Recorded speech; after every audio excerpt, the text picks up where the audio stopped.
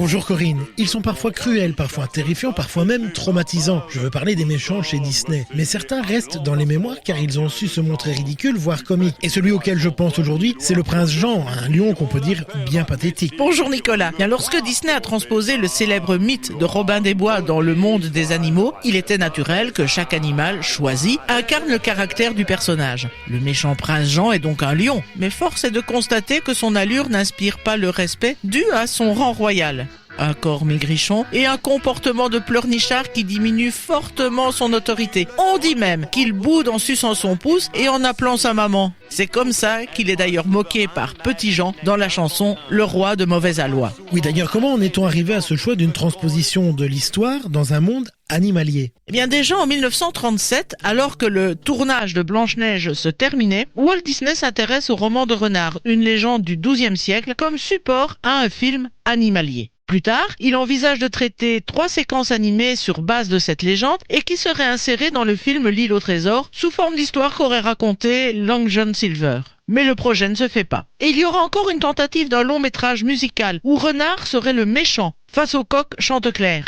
Et là encore, la production est abandonnée au profit de Merlin l'Enchanteur. Et c'est en 1968 que Carl Walker, le président des studios Disney, suggère l'adaptation de Robin des Bois. Ken Anderson est alors chargé de dessiner des personnages animaliers comme base de travail. Bon, on va pas se mentir, Robin des Bois n'aura pas les faveurs des critiques et pourtant, il sera l'un des préférés du public. Comment expliquer cette période sombre dans les productions Disney? Walt Disney est mort en 1966, laissant les studios désemparés. C'est Wolfgang Reitermann, l'un des Nine Old Men, qui se voit chargé de la supervision des films d'animation. Mais il n'a pas l'ambition du papa de Mickey. Son mot d'ordre général, c'est économie, ce qui rime rarement avec imagination.